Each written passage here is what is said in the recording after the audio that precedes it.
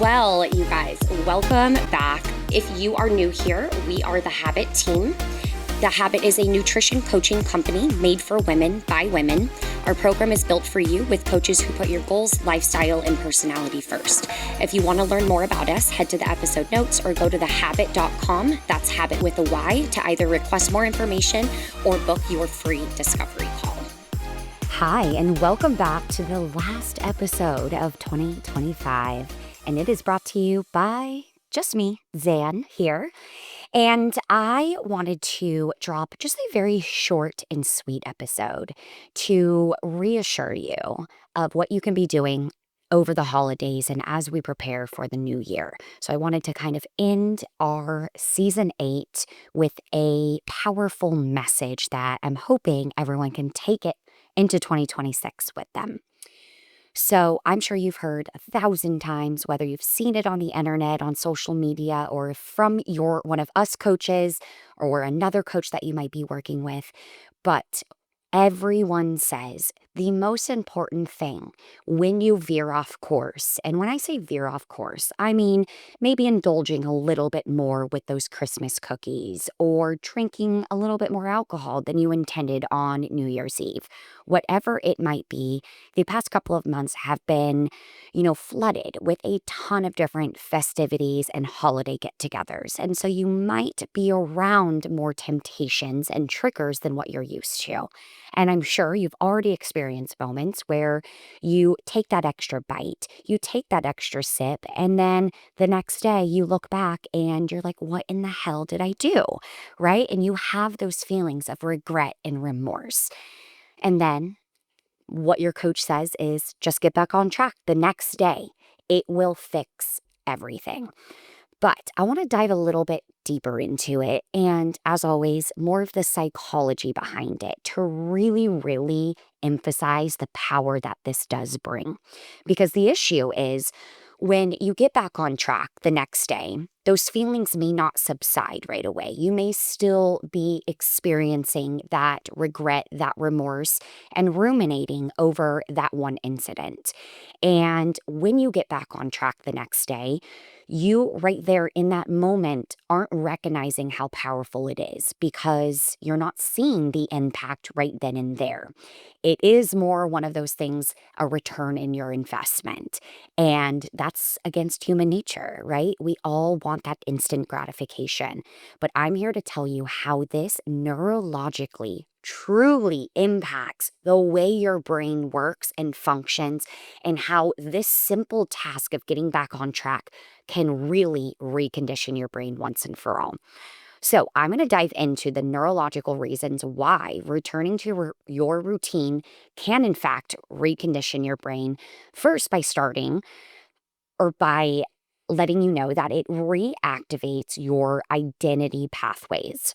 So your brain relies on patterns. When you resume healthy habits such as meal prepping, moving your body, whether that's a rigorous workout or even just getting your steps in, drinking water, sleeping well, you're actually reminding your brain, this is who we are now. Each action reinforces the identity of someone who makes healthy choices, values discipline, and follows through with the tasks and the goals they set forth for themselves. At the end of the day, this strengthens neurocircuits associated with consistency and self-trust. The other thing that it impacts is it interrupts the dopamine loops from holiday indulgences.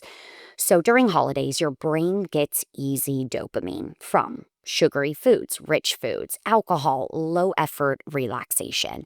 And as a reminder, dopamine is your brain's drug of choice, and your brain rapidly learns the behaviors that promote dopamine. Now we're entering a season where there's a lot of easy dopamine fixes, and you're indulging in more things than you might have throughout the rest of the year. So your brain is learning this really quickly.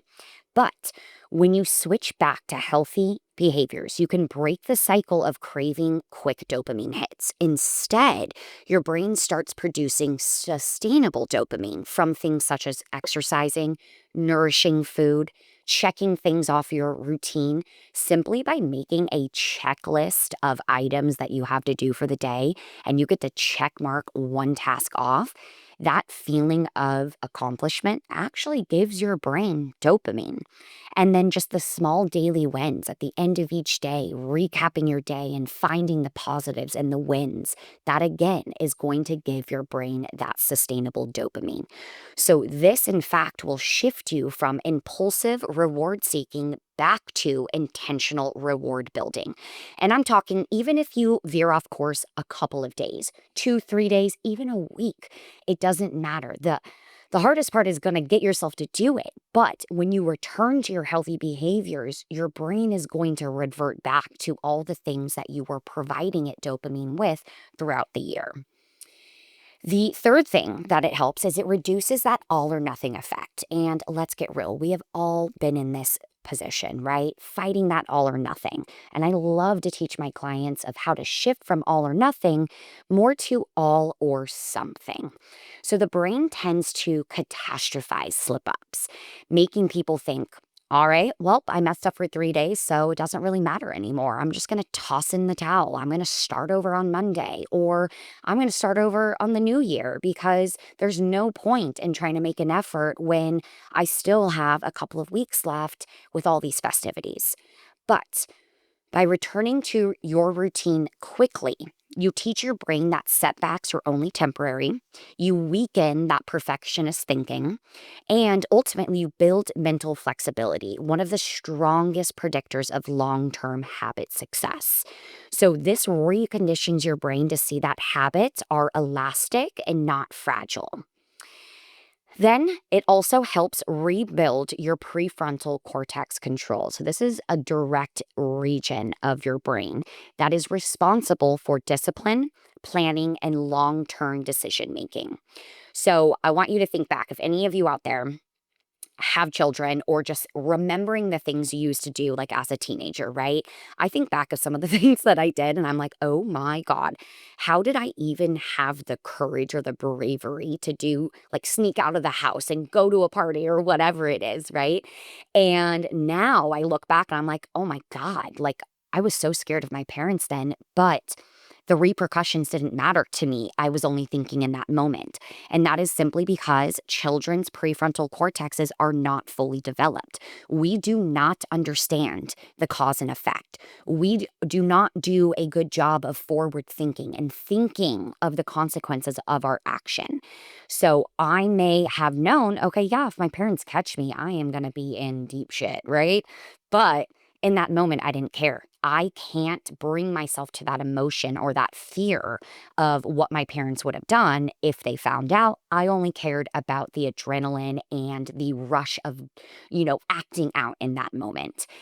And so basically, once you're 25 years old, your prefrontal cortex is fully developed. And so we are able to make these decisions and not do it in a very impulsive way. So, during indulgent periods, the prefrontal cortex actually quiets down while the brain's reward center dominates.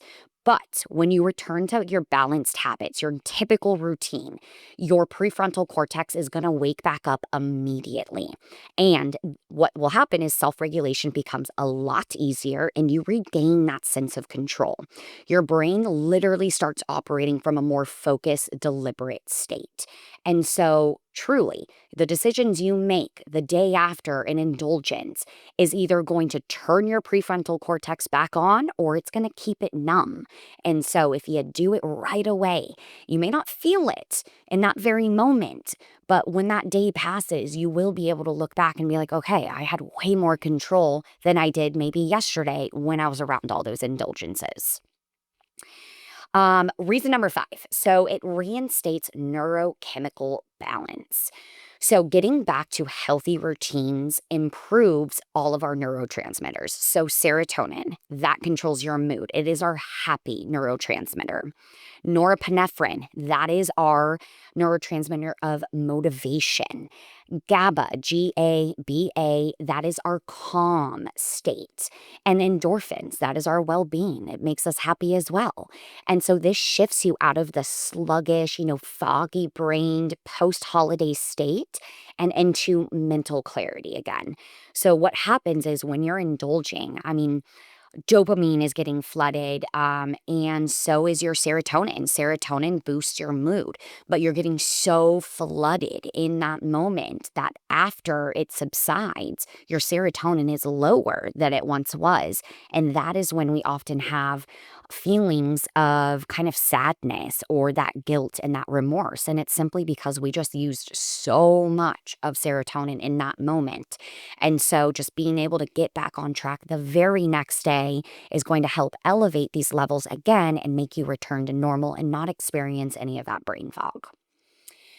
Lastly, it is going to strengthen the habit loop. So, what I mean by this is every time you return to your habits, especially after a break, you're reinforcing a cue to action to a reward.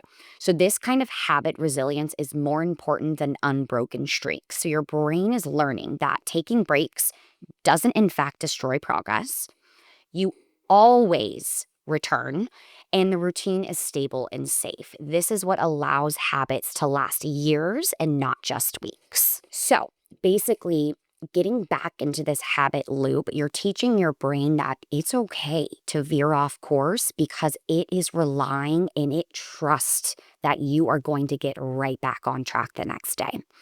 And so I say all of this to give you hope that every time you get back on track, it in fact is reconditioning your brain. The thing is, we just don't see it right away. And that is why often some of our clients become reluctant to do it because they sit in that rumination of guilt, remorse, regret. But I'm also here to tell you that an emotion only lasts 90 seconds. And the reason why it lasts longer that is simply because of our thoughts. And we continue to ruminate over what happened. So that emotion is going to stay there. And so once we learn how to sit with an uncomfortable feeling for 90 seconds and no longer continue to give it any thought, you're going to see that those feelings, negative emotions, are going to dissipate. You're going to get back on track the very next day. Your brain is going to revert back to sustainable dopamine actions rather than those quick fixes.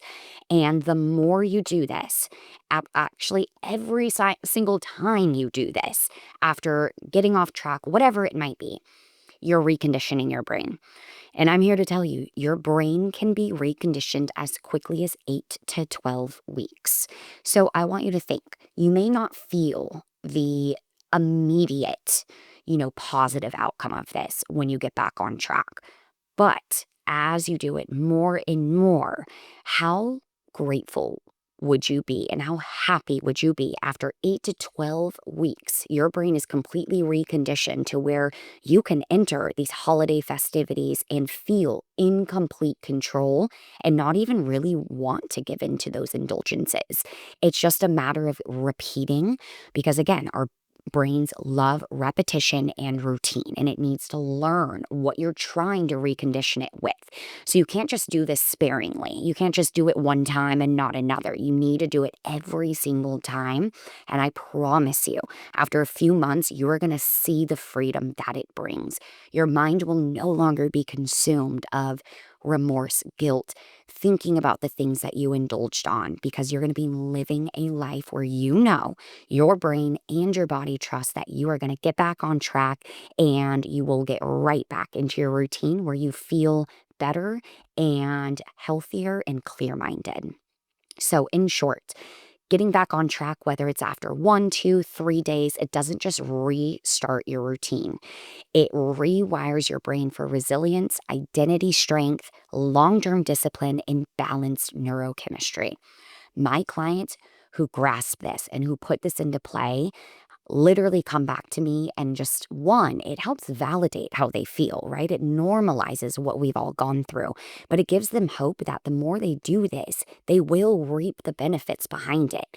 But we humans are very impatient. And so this does require a lot of patience and it does require a lot of discipline to get you to get back on track. But I want you to just hold on to this. 8 to 12 weeks is all it takes. And so do you want to keep starting over every Monday, every new year? Or do you want to put in the work for 8 to 12 weeks and actually see the outcome? I'm going to guess it's the latter. So, like I promised, short and sweet episode, about 15 minutes of all psychology based, but I wanted to leave this with you as you roll into 2026. We're going to set our New Year's resolutions, but I don't want that motivation. That initial motivation is going to be there, but then it's going to dissipate as motivation, motivation ebbs and flows. And so really come up with a game plan, something that is going to be sustainable for you, and work on that discipline part, and all the rest will fall into place. So, this is Zan again. Thank you for tuning in. Happy holidays, and I hope you have a wonderful new year, and we will see you in 2026.